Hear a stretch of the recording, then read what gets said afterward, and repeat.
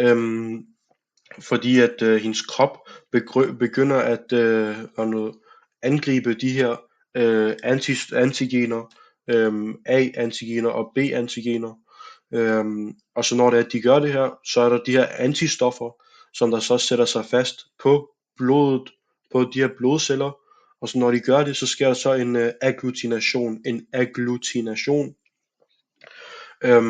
som er, at de her blodceller, de så ikke kan bevæge sig længere, og så begynder de så at klumpe sig sammen. Der er de her antistoffer, som der har nogle receptorer. Der er mere end en receptor, som der så kan tage fat på flere blodceller på én gang, eller flere, det hedder faktisk antigener, flere antigener på én gang.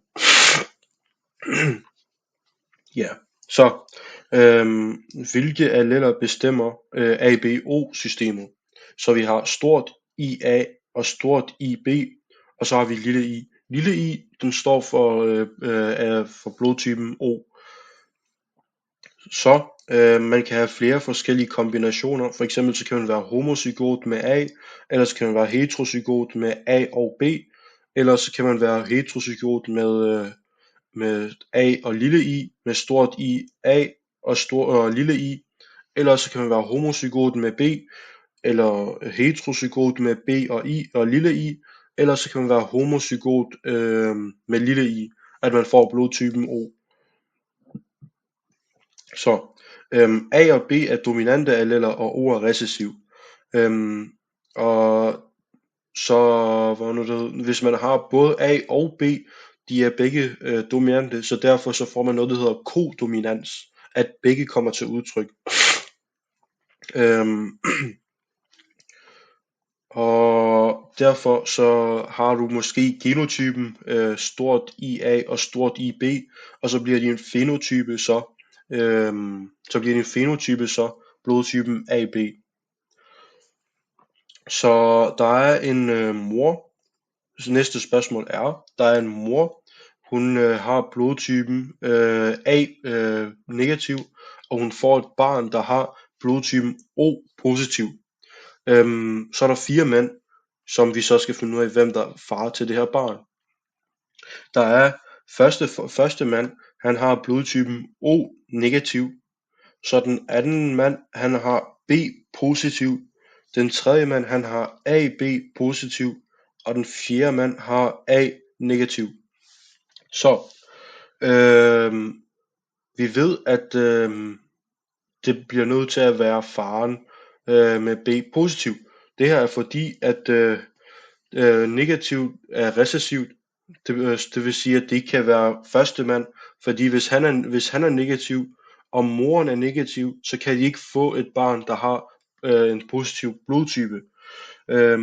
Fordi at begge forældre er homozygote med rhesus negativ. Eller det hedder faktisk lille d.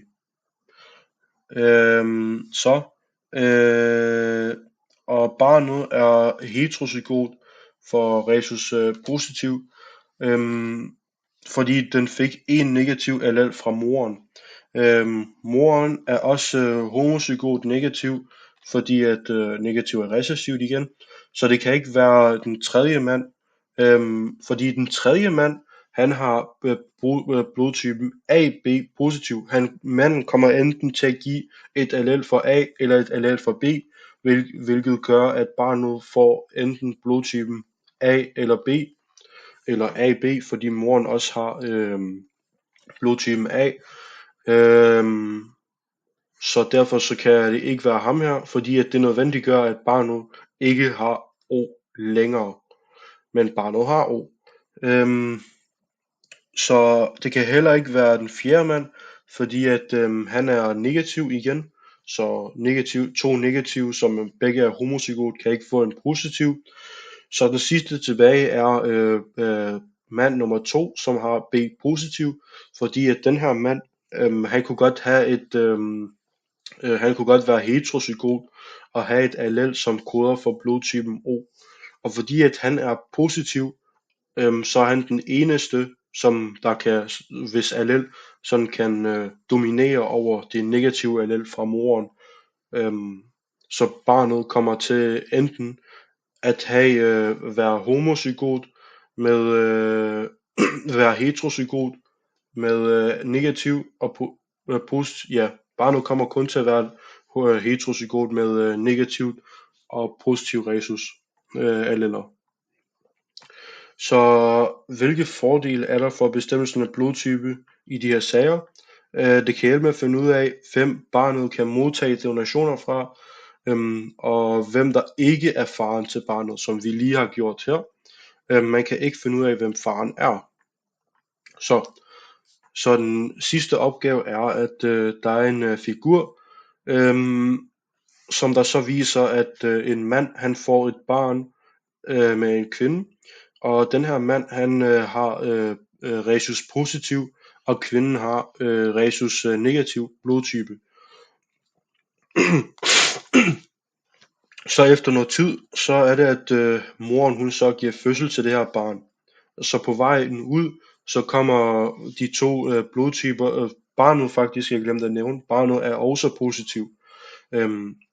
Så under fødslen, så kommer de her to individers blod i kontakt, moren og barnet, og det gør så, at moren hun begynder at lave rhesus positiv antistoffer, hvilket så kan sætte hendes næste barn i risiko at blive angrebet af de her antistoffer, fordi at faren han jo kan give moren et nyt barn med rhesus positiv blod, og så antipositive stoffer til et barn, som der har positiv blodtype. Det ender med, at barnet dør. Så hvordan kan man stoppe det her? Hvordan kan man stoppe det her? Så måden man bekæmper det her er, at de her anti-rhesus positive stoffer, de bekæmpes ved, at man giver ROD eller RO positiv immunoglobin, som forhindrer immunsystemet i at producere immunstoffer mod den her rhesus positiv. Ja, det var det.